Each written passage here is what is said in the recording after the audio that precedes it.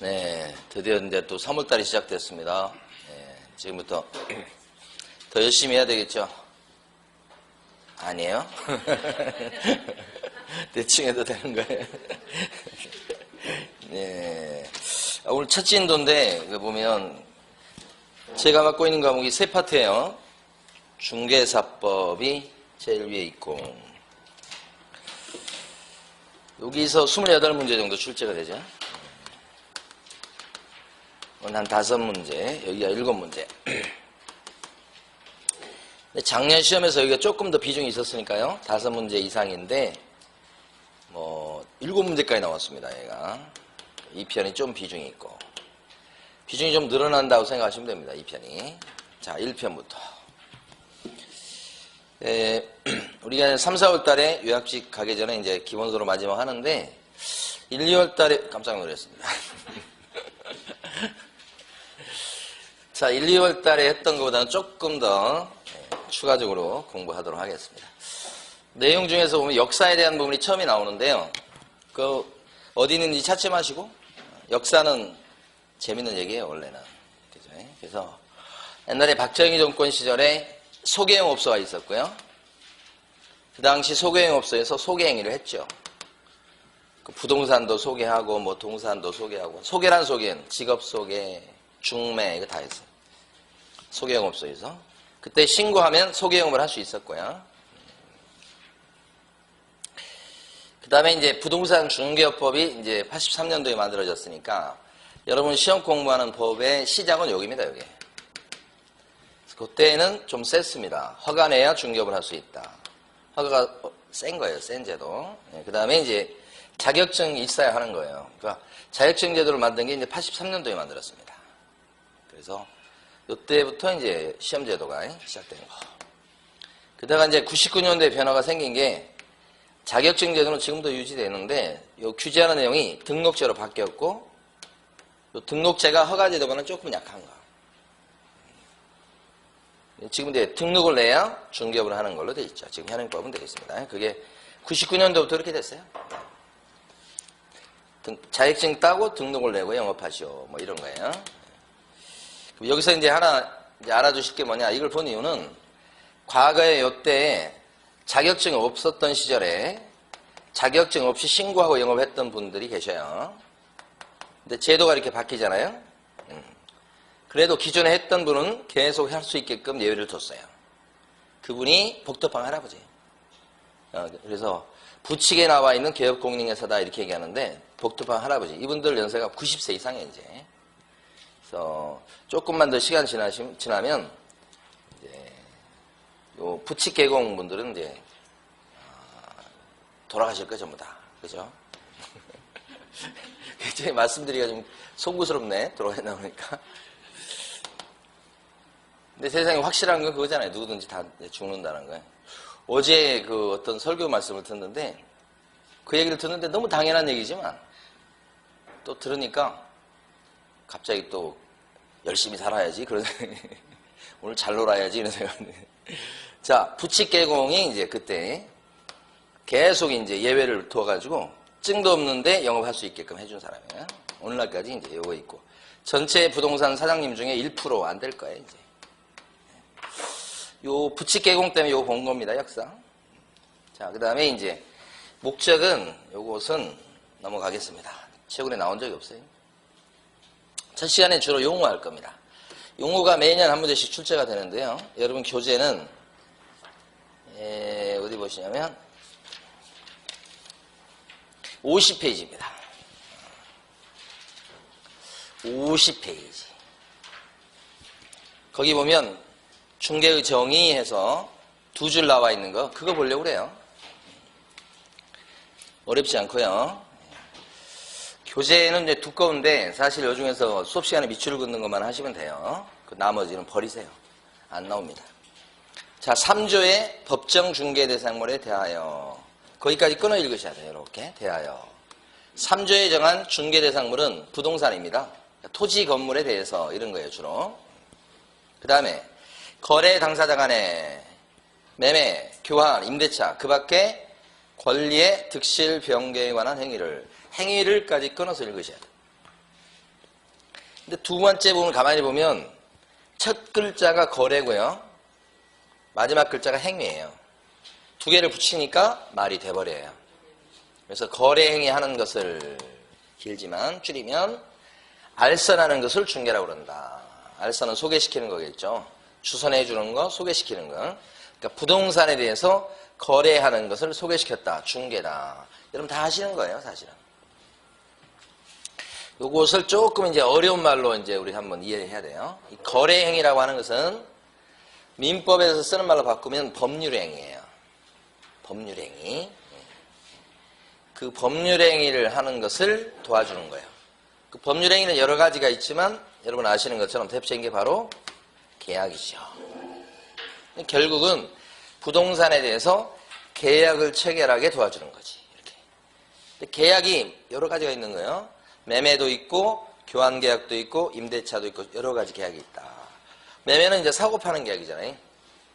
그래서 부동산에 대해서 매매 계약을 체결했을 때 계약금을 넣고 중도금을 넣고 잔금을 넣고 매수인 앞으로 등기를 딱 가져오게 되면 그 매수인은 이제 드디어 소유권을 얻게 돼요.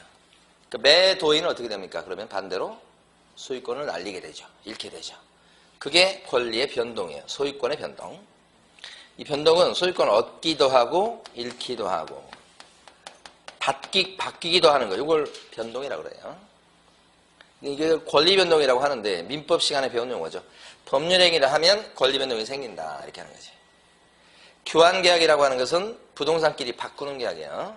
그래서 여기 땅하고 아파트를 바꾸기로 했다. 그러면 계약을 체결하고 잔금을 치르게 되는 거예요. 돈을 주게 되는데 왜 그러냐. 이 땅하고 아파트가 가격이 보통 틀려요. 차이가 나. 그건 메꿔줘야 돼요. 그걸 이제 법률용어 할 때는 보충금이라고 그래요. 그걸 건네게 돼 있고 서로 등기 이전을 해주게 되면 임자가 바뀌죠. 그러니까 교환 계약을 체결하게 만들어줬다. 중개다. 이거 기출지문이에요. 그게. 교환 계약은 그렇게 많지 않아요. 이건. 매매. 보통은 뭐예요? 임대차 계약입니다. 이걸 사회적으로 얘기하면 전월세를 얘기합니다. 전세, 월세 얘기해요.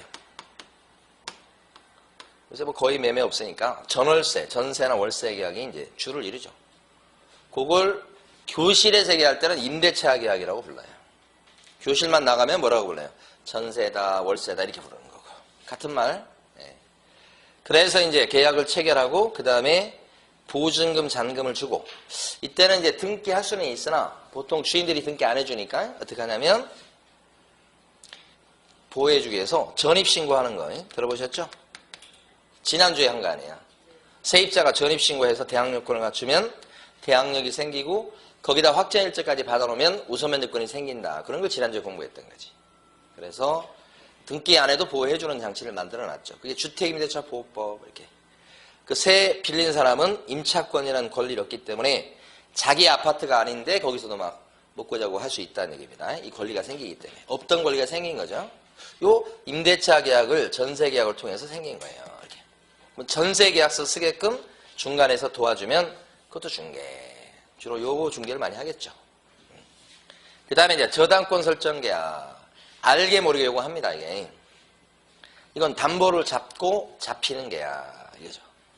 요거 은행에서 돈 꿔줄 때 담보 잡는 계약을 한다고요. 그러면 은행은 저당권을 얻게 돼요. 등기 후에 근저당, 우리은행 이렇게 뜬다고요. 그랬다가 대출해간 사람이 이자를 안 내고 원금 갚을 때가 됐는데 안 갚는다 그러면 어떻게 경매를 치죠. 경매 신청을 하게 되죠. 그 권한이 요 저당권이라는 이 권리 안에 있는 알맹입니다. 이게. 그래서 저당권자가 경매 신청할 수 있는 그런 권능을 갖고 있다. 그죠? 그래서 이자도 받아내고 대출금 회수할 수 있게끔 하는 안전장치죠. 이게 저당권이죠. 이건 요것 때문에 생기는 거죠. 그래서 이런 각종 계약을 체결하게끔 도와주면 그게 중개다. 그 얘기하는 거예요. 지금 길게 설명드렸지만 그러면 결과론적으로 각종 권리의 변화가 되게끔 도와준 꼴이다. 그런 뜻이죠. 다시 한번 최종적으로 한번 읊어보면 3조에 규정된 중개 대상물에 대해서 부동산, 거래 당사자 간의 매매, 교환, 임대차 그 밖에 권리의 득실 변경을 가져오는 행위를 알선하는 것이 중개다. 이렇게. 그 두 줄을 이렇게 민법적인 표현을 써가지고 이렇게 이해를 하시면 돼요. 근데 하나 더 이해하고 갑니다. 여러분 공부하셔서 아시겠지만 권리 변동이 생긴 원인 중에는 법에 그렇게 써져 있기 때문에 권리 변동이 생기는 경우가 있죠. 요거. 어떤 게 있어요? 대표적으로. 상속이죠.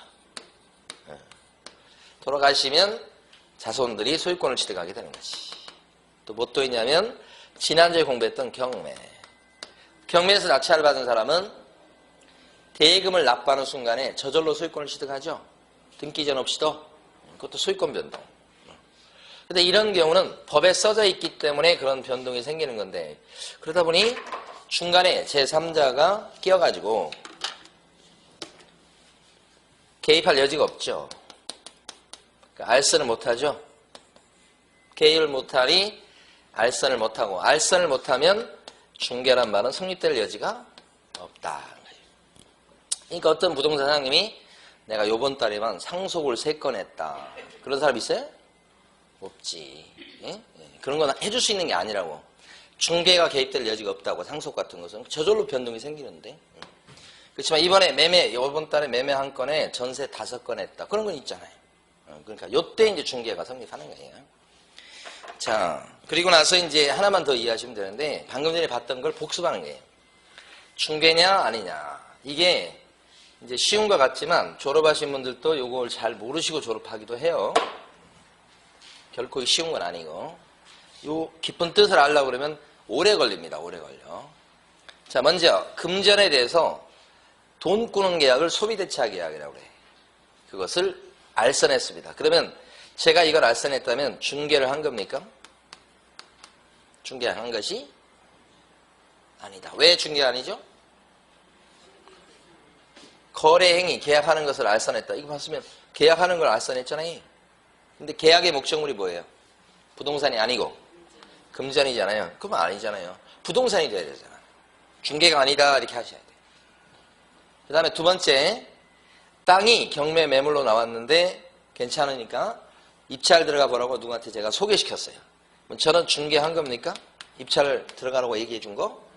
왜 아니죠? 땅이고 알선했지만 경매는 계약서 쓰는 게 아니죠. 높은 금액 쓰고 돈 내면 소유권 취득하게 되는 거지 계약을 체결하는 건 아니기 때문에 우리 중개의 본질은 계약서 쓰게 만들어주는 거예요. 중개 아니라고 하셔야 돼. 자꾸 중개라고 한다고 중개라고 생각한다고. 그래서 자, 신축 상가입니다. 분양을 해요. 분양은 첫 번째 매매 계약이 분양이에요. 분양 계약이다 그러면 매매 계약이요. 거의 99%가 그걸 대행을 했습니다.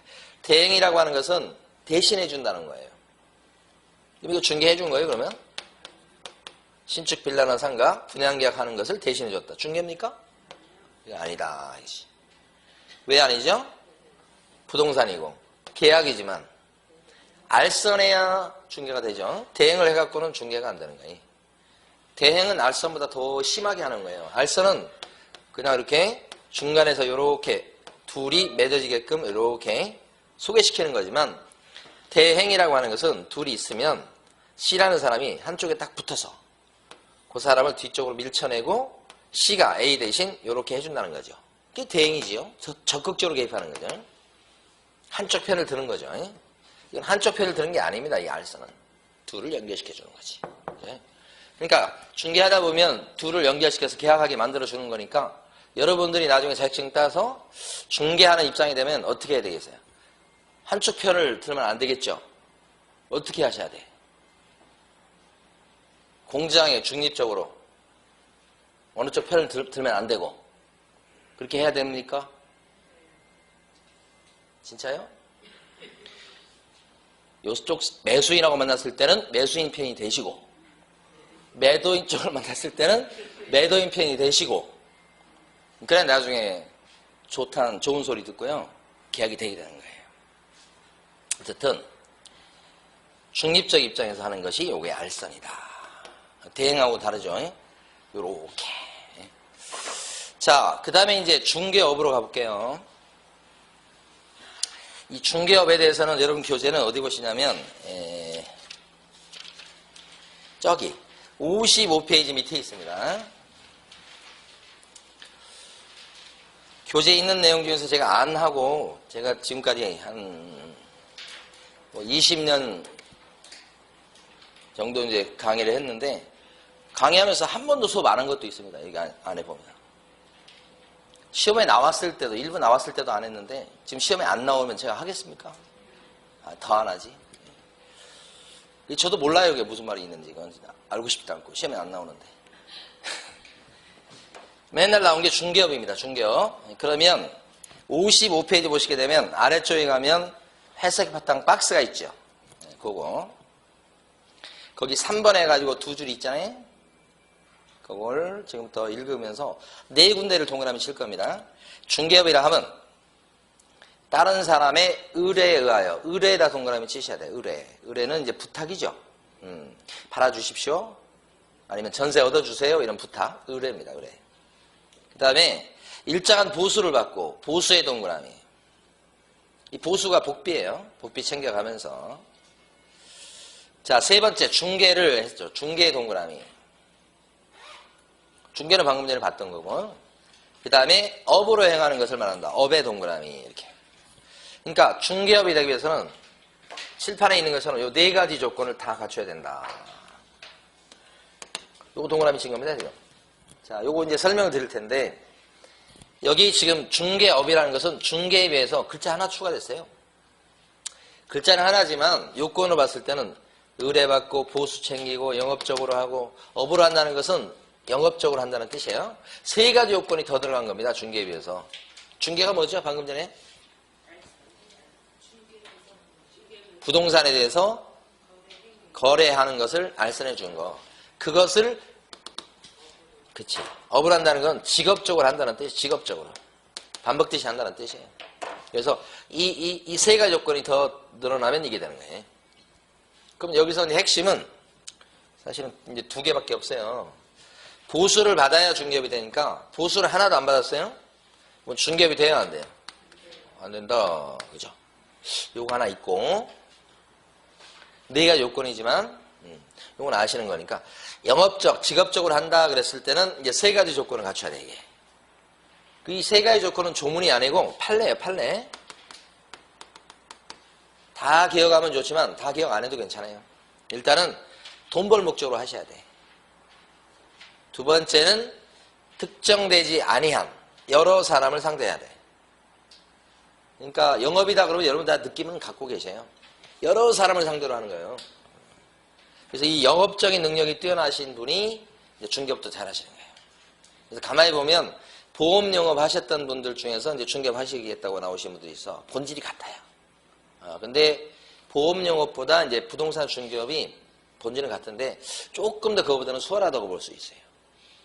보험 영업 자체는 조금 이제 보험에 대해서 옛날에 비해서는 좀 인식이 많이 나아졌죠. 저 어렸을 적만 해도 보험은 뭐 들 생각을 안 했는데 요즘은 거의 들 생각을 하니까 옛날보다는 환경은 좋아진 거지. 근데 부동산 쪽은 뭐예요? 사람들이 전부 다 부동산 그러면 눈이 다 동그래져 있잖아요. 관심이 있다는 얘기입니다. 그러니까 훨씬 설득하기 쉬운 거지.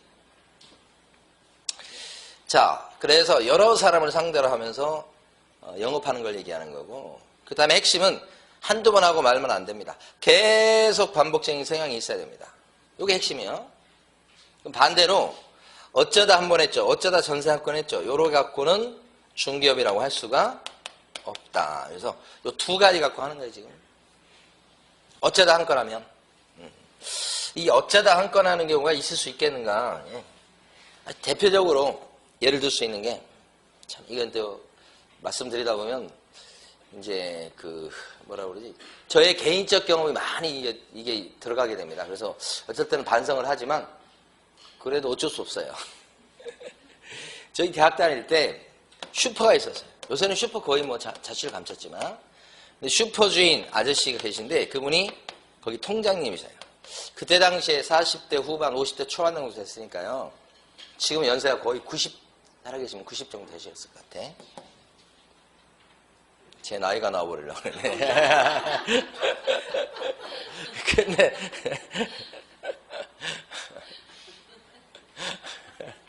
그런데 대학생이 와가지고 원룸 구하러 돌아다닌다는 거야. 근데 이 슈퍼를 하기 때문에 그 원룸 구하러 온 게 아니고 물건 사러 들어왔지. 그런데 그 슈퍼주인 아저씨가 자기 친구 원룸을 소개시켜 준 거야. 이게 이제 최근에 신축 원룸이었거든. 그때 대학가 주변에서는 조금 이제 여력이 되시고 그러면 그때 하숙을 많이 했습니다만 원룸 딱 되면 좀 집이 좀 있는 사람들은 원룸 쪽으로 많이 옮겨가던 시절이었어요. 그래서 원룸이 많이 쉬어졌지. 그러니까 이 원룸을 구경시켜주니까 마음에 들어서 이 원룸에 대해서 전세를 얻은 겁니다, 이게.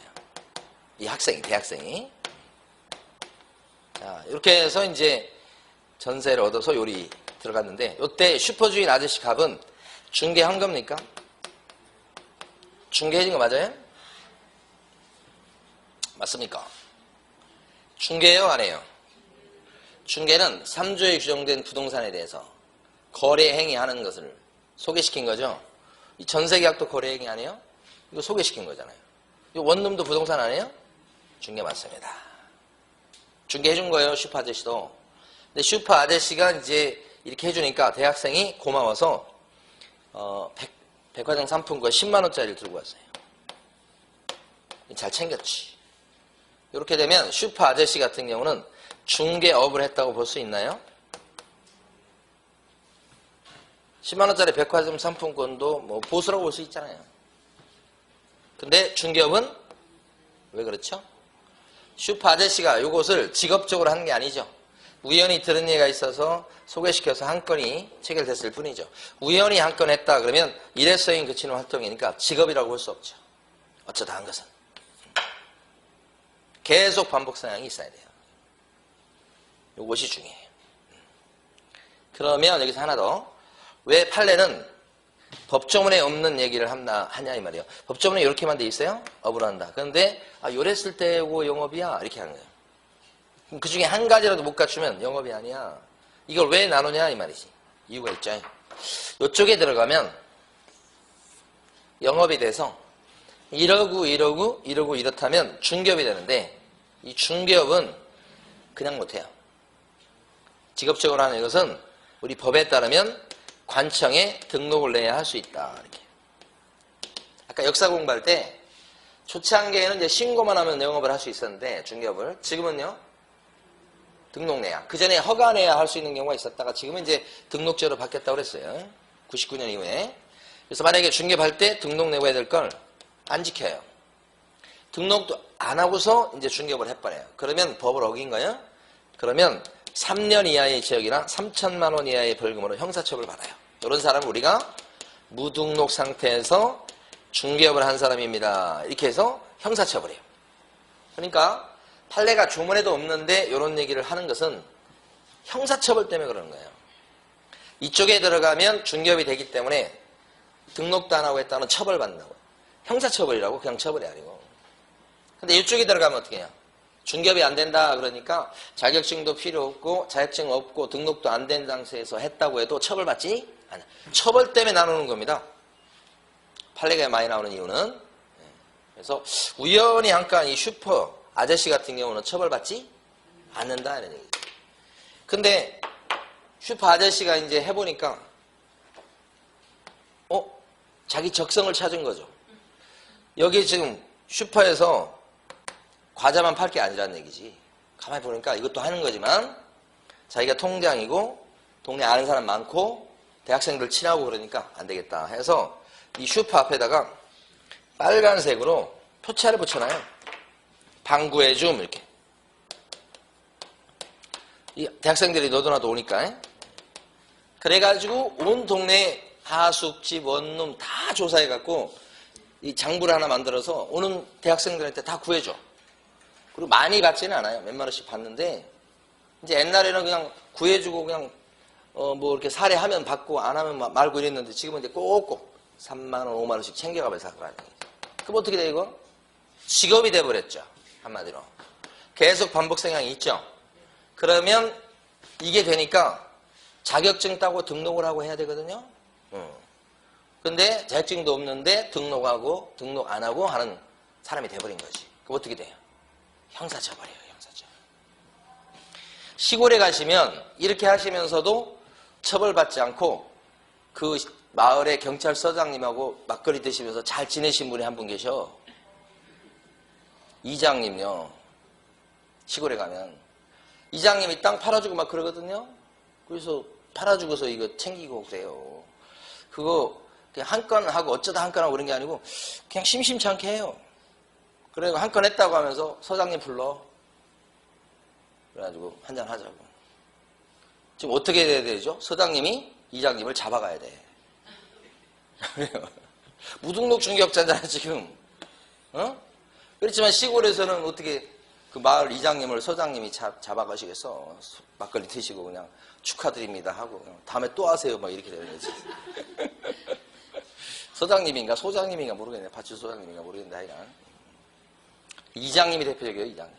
시골에 가면 무등록 중개하는 대표적인 사람 이장님 이렇게 어디 갔어? 마을 이장님.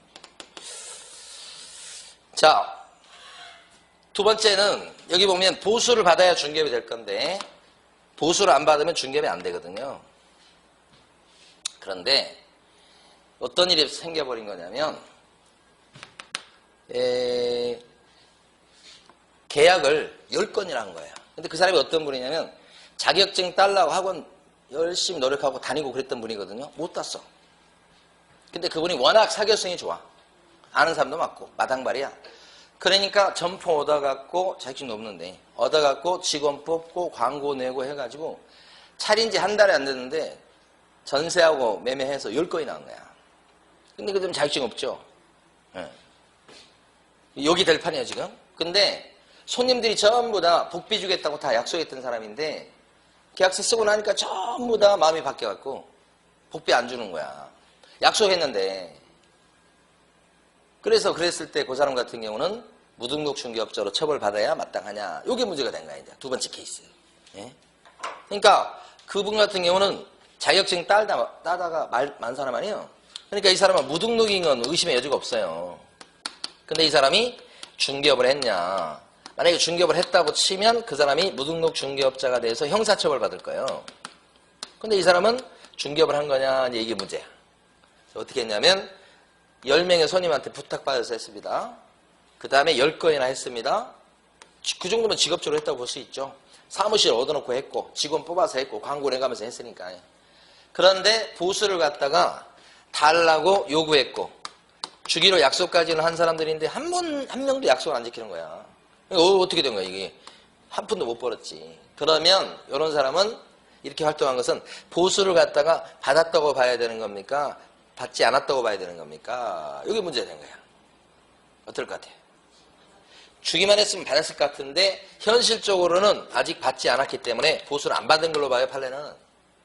그러면 어떻게 돼요? 중개업이 안 되니까 혹시 무자격 무등록 상태에서 했다고 해도 이 사람은 무등록 중개업자로 처벌받지 않는다는 게 판례 입장이에요. 판례 입장. 너무너무 중요한 판례입니다. 그러니까 요구하거나 약속한 그것만 갖고는 보수를 받았다고 볼 수가 없다. 현실적으로 받아야 된다는 뜻입니다. 너무너무 중요한 판례입니다. 이 두 가지 판례, 자, 우리 체크를 해봅니다. 어디 가시냐면, 하나는 59페이지 가시면, 59페이지 보시게 되면, 판례라고 되어 있죠. 위에, 우연한 기회에 단일에 건물 전세 계약을 중개하고, 보수를 받은 사실만 갖고는 알선 중개를 업으로 한 것이라고 볼 수가 없다. 보수 받았지만, 우연히 했을 때는 계속 반복 성향이 없기 때문에 중개업이 안 된다. 그런 얘기입니다. 판례고. 큰 별표하시고. 한 20번쯤 나왔을 거예요. 20번. 낼 게 없으니까요. 자, 57페이지 앞으로 오셔서. 56페이지입니다. 56페이지 제일 아래쪽에 가시면 가로 2번에 동그라미 2번 세 줄이 있습니다. 읽어보면, 밑줄 그어보면, 자, 중개대상물의 거래 당사자들로부터 보수를 갖다가 현실적으로 받지 아니하고 단지 보수 받을 것을 약속하거나 당사자들에게 보수를 요구하는데 그친 경우에는 중개업에 해당한다고 볼 수가 없다. 그러니까 현실적으로 받아야지 약속만 해갖고는 아직 받은 게 아니다 이렇게 보는 거예요. 그러다 보니까 여기는 안 나왔지만 더 나가서 혹시 무자격 무등록 상태에서 했다고 해도 요구 약속만 했지 현실적으로 받은 게 없을 때는 중개업이 아니어서 무등록 중개업자로 처벌할 수가 없다. 그 판례입니다. 그림이 안 나와서 그렇지, 여기. 자, 됐어. 이제 중요한 고비가 넘어갔어, 이제. 예? 자, 세 번째 판례입니다. 세 번째 판례는, 칠판 보시면, 은행에서 돈을 꿔요. 예? 옛날에 이거 보니까 생각나는 게, 제가 한 20년 전에 돈을 하나도 못 벌 때, 은행 이름도 잃어먹잖아. 하나은행 가가지고. 카드 좀 만들어주세요. 밥 사 먹을 돈이 없습니다. 라는 말을 안 했지만 그런 뜻을 진짜로.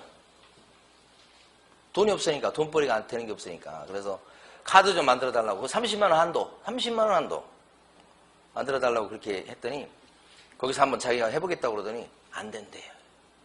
그래서 카드를 못 만들었던 기억이 지금도 나요. 그냥 가슴에 사무쳐. 근데 이제 요즘에 은행 가게 되면 은행에서 이제 자꾸 이제 뭐 자기 은행 카드가 없으면 만들려고 그러잖아요. 그리고 이제 저는 쓰는 카드가 딱 하나밖에 없으니까 가면 이제 저희 은행 카드가 없다고 하면서 신용카드 만드시라고 하고 막 뭐 하라고 그래. 근데 안 만들어 이제. 자, 갑자기 옛날 생각이 나서 그렇습니다. 은행에서 돈을 꿉니다. 돈 꾸는 계약이 뭐예요? 금전소비대차계약. 이게 사실은 가만히 보면 은행에서는 자기 이자 잘 낼 사람을 갖다가 봐가지고 돈을 꿔주려고 하지, 돈 필요한 사람의 돈을 꿔준다, 그런 개념이 약하죠. 그죠? 돈 필요한 사람은 대부분 신용불량자이거나 갚을 능력이 없거나 그런 사람이 많으니까. 은행 심정도 이해는 가나, 좀 너무 좀 심한 것 같다는 생각도 들어요. 금전소비대차 계약을 체결해서 돈을 꿉니다. 그때 담보 잡힙니다. 그러니까 은행에서 대출 받을 때 계약서 2장 씁니다. 위에 것은 돈 꾸는 계약서입니다. 유식한 말로 금전소비대차 계약. 밑에 것은요, 저당권 설정은 담보 잡는 계약이에요. 그래서 2가지 계약서를 써. 그걸 중간에서 A라는 사람이 알선했습니다. 요 금전소비대차 계약서 쓰게끔 도와줬어. 그러면 A는 중개한 겁니까? 아까 중개했었잖아요. 중개해요, 안 해요? 왜 아니죠? 알선했는데, 계약서 쓰게 알선했는데 그 계약의 목적물이 부동산이 아니죠? 아까 했었죠, 이거. 중개 안 해요. 그럴 때 저당권 설정 계약서도 또 쓰거든. 같은 사람이 저당권 설정 계약서를 쓰게끔 도와줬다. 그러면 중개한 거냐 이 말이지. 중개해요, 안 해요? 중개 들어갑니까? 예. 여기는 가만히 보면 계약서 쓰게 도와주었는데 그 계약의 목적물이 저당권 설정 계약이다 보니 부동산이죠. 부동산을 담보 잡는 계약이니까. 그러니까 부동산에 대해서 계약서 쓰게 중개 이렇게 되는 거지. 그러면 여기 A는 은행과 돈 꾸는 사람 사이에서 2장의 계약서 쓰게끔 도와준 거예요. A에 둘 다. 그럼 A는 결과론적으로 중개를 한 겁니까? 중개? 한 거지. 여기 때문에 중개되는 거예요. 여기 때문에 요 아랫부분 때문에 중개다 이렇게 하는 거지. 위에는 중개 아니니까. 그런데 이런 활동을 실제 사장님들이 해요. 잘 인식을 못해서 그렇지. 의뢰를 받아가면서 보수를 챙겨가면서 직업적으로 영업적으로 1년에 갔다가 20몇 건씩 하더라. 이렇게 되면 요 A의 행위는 중개를 뛰어넘어서 뭐라고 볼 수 있어요? 중개업이다라고 할 수 있어요. 중개업이 되려면 4가지 조건을 갖춰야 되니까. 그러니까 금전소비대차 계약 체결하는데 거기 더해서 요 계약서 쓰게끔 도와준 행위는 중개가 돼서 이걸 의뢰를 받아가면서 보수 챙겨가면서 직업적으로 했다면 중개업에 해당이 된다 이 말이지. 이거 중개사무실에서 있잖아요. 손님 중에 집을 사긴 샀는데 잔금을 치를 때 돈이 좀 모자라니까 대출을 갖다가 원하는 경우가 있어요. 그러면 은행에서 대출을 받게끔 소개시켜준다고. 물론 중간에 브로커가 또 한 명 있죠. 응? 중개해주는 또 그 사람이 한 분 계시잖아. 그 사람을 통해서 이렇게 해서 대출이 나오긴 하지만 이 활동이 고스란히 영업입니다. 요거 사실은. 그렇지만 여러분들은 이걸 갖다가 중개업이다 막 이렇게 해서 막 대놓고 할 필요가 없어. 그냥 그죠? 그냥 대출 받는다고요? 그러면 저기 한번 전화해 보세요. 이렇게 하고 거기서 전화해가지고 이렇게 해서 대출이 딱 나와가지고 이제 잔금 치를 때 잔금날 대출 나온대요. 그러면 그런갑다 그러고 그러면 이제 잔금날 어떻게 해요? 중개보수를 받겠죠? 누구한테? 대출을 받아서 집 산 사람한테 중개보수 받겠죠? 그러고 있으면 이제 좀 시간 지나면 은행에서 돈이 뿅뿅뿅뿅 날아와서 여러분 통장에 팍팍팍팍 꽂혀. 은행이 알아서 줘. 그렇지만 모른 채 하고 계시면 돼. 뭐가 들어왔나? 이렇게 하면서. 이게 사실은 따지고 보면 이게 중개활동이에요. 중개활동 사실은. 그렇지만 이거 막 중개라고 우리가 선전할 필요가 없어. 우리는 그냥 전세 얻는다고 그러기, 대출 받는다고 그러기 그냥 소개시켜줬다. 이렇게 하면 끝나요. 많이 관련돼 있어요. 자, 하나만 더요. 봐봐요. 요것은 이게 이 판례들이 있잖아요. 판례가 대법원 판례거든 전부 다. 대법원 판례가 하나 나오려면 그 비슷한 사건이 아마 수백 건, 수천 건이 이루어졌을 거예요. 그래가지고 대법원 판례 하나 나오는 거예요. 그럼 대법원 판례가 한 번 딱 나왔으니까 야 이건 진짜 한 건밖에 없었구나 이렇게 생각하면 안 돼.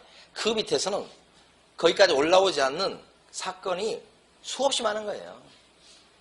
현장에 가면 요건 무수히 많이 벌어지는 거예요. 컨설팅 업자 갑이에요. 컨설팅이 뭔지 아시죠? 컨설팅은 자격증 없이도 할 수 있어요. 등록도 필요 없어. 그냥 세무서 가서 사업자 등록증만 내면 누구든지 부동산 컨설팅 할 수 있어요. 그걸 자유업종이라고 해요. 그러니까 자격증 못 따신 분은 이거 해요, 이거. 컨설팅을 한다고. 그럼 컨설팅 사무실 딱 차려서 이걸 하는데 진짜 하고자 하는 건 컨설팅 아니에요. 뭐예요? 중개지. 컨설팅은 요건 이제 자격증 없이도 할 수 있으니까 사무실 차려가지고 실질적으로는 이제 중개를 해요, 중개를. 그래서 이 사람이 컨설팅을 주로 하는데 조그맣게라도 중개를 예를 들어서 10건을 했다고 쳐봐요. 중개는 뭔지 아실 거고. 이렇게 하면서 이거 그래서 의뢰를 받아서 보수 챙겨가면서 영업적으로 했다. 10건이나 하고서. 응? 이건 복비 챙긴 거예요, 지금. 그러면 이건 뭐예요? 중개업이 돼. 컨설팅을 주로 하고 조그맣게 중개를 해도 이게 전체적으로 중개업이 될 수 있습니까? 될 수 있어요. 크게 해야만 중개업이 되는 거 아니에요. 조그맣게 해도 중개업이 되는 거예요. 조그맣게 해도. 의뢰받아서 복비 챙겨가면서 직업적으로 여러 건 했다고 하면 이거 되는 거예요. 응? 그러면 이거는 그냥 할 수 있는 게 아니잖아요, 이게. 자격증 따고 등록 낸 사람이 할 수 있죠. 이 사람은 자격증이 없죠. 등록 안 들고 있죠. 그러면 갑이라는 사람은 어떻게 해요? 조그맣게 중개를 했어도 이렇게 했다면 이 사람 잡아가야 돼요. 무등록 중개업자예요. 그래서 현장에서는 이 컨설팅 업자가 중개업을 하고 앉아있으면 우리 부동산님들이 아주 끊임없이 일러 바칩니다. 구청에다 일러 바치고 경찰서 일러 바치고 꾸준히 어떻게 돼 있기 때문에 그래요. 들통나면 무등록 중개업자로 형사처벌을 받기 때문에 그래요. 그런데 이런 사람들이 실제 이제 컨설팅 업을 빙자해서 중개업을 하는데 돈을 또 더 많이 버는 사람도 있어. 그러면 애쓰게 막 학원 다녀가지고 1년 동안 2년 동안 고생해서 자격증 따가지고 자기 사무실 딱 차렸는데 자기는 그렇게 고생해가지고 돈은 조금 벌고 있는데 저 사람은 떨어져가지고 자격증도 없는 사람인데 사무실 크게 하면서 컨설팅 하면서 돈을 더 많이 버니까 어디가 아프겠어? 그러니까 자꾸 일러해서 가끔씩 보면 이제 저한테 전화 오신 분들 중에 보면 이 컨설팅 업자에 일러 바치는 사람들이 많아. 주변에서 그러니까 이 무자격 상태에서 컨설팅 업체를 운영하면서 이렇게 조그맣게라도 중개업을 한다는 건 쉽지 않은 일이에요. 사람 주변 눈치를 다 봐야 되기 때문에 자칫 잘못하면 걸려 들어가요. 그래서 이 사람들이 진화를 하기 시작하죠. 이제 절대 요거 할 때 중개할 때 어떻게 해요? 보통 직거래 형식으로 하잖아요. 자기 도장이 들어가거나 그러진 않잖아요. 매도인과 매수인 둘이 직거래 형식으로 도장 콱콱 찍게 하죠. 그렇게 하니까 나중에 이제 조사 들어가지고 이거 도장은 얘들끼리 찍었으나 당신 옆에 서 있지 않았어 하면서 막 하니까 이분들이 그 다음에 이제 진화한 것이 뭐냐면 계약서 쓸 때는 다른 부동산 사무실 가요. 그래서 계약서 쓴 비용 드릴 테니까 그 사장 여기다 도장 좀 쾅 찍어줘 이렇게 얘기하는 거죠. 응? 그럼 자기는 중개한 게 아니라 자기는 컨설팅만 한 거야. 이렇게 빠져나가려고. 그것도 진화된 거지. 현장에서 되게 많은 케이스다. 자, 두 개를 갖다가 밑줄 그어보면 57페이지. 제일 밑에 판례라고 돼 있죠? 1번. 여기까지 읽어보고 쉬겠습니다. 부동산 컨설팅업을 하면서 중개사무소에 개설 등록을 하지 아니하는 자의 부동산 중개행위가 중개를 했어요. 근데 등록 안 하고 있죠, 지금. 부동산 컨설팅 행위에 부수에서 이루어졌다고 해도 이는 공인중개사법상의 소정의 중개업에 해당한다. 그러니까 컨설팅 업자가 이렇게 해도 중개업에 해당될 수 있다는 뜻이 되겠습니다. 1번. 그러면 이제 등록 안 하고 했기 때문에 무등록 중개업자로 처벌받겠다 이렇게 되는 거고. 자, 2번. 부동산에 대한 저당권 설정을 알선하는 것을 업을 하는 것은 부동산 저당권 설정행위 알선 이렇게 하는 것은 그것이 설령 금전 소비대차 계약의 부수에서 이루어졌다고 하더라도 이건 중개업에 해당된다 이렇게 볼 수 있다는 얘기죠. 이 두 가지 판례 꼭 알아두시기 바랍니다. 자, 쉬었다가 우리 이제 용어를 마무리 짓겠습니다.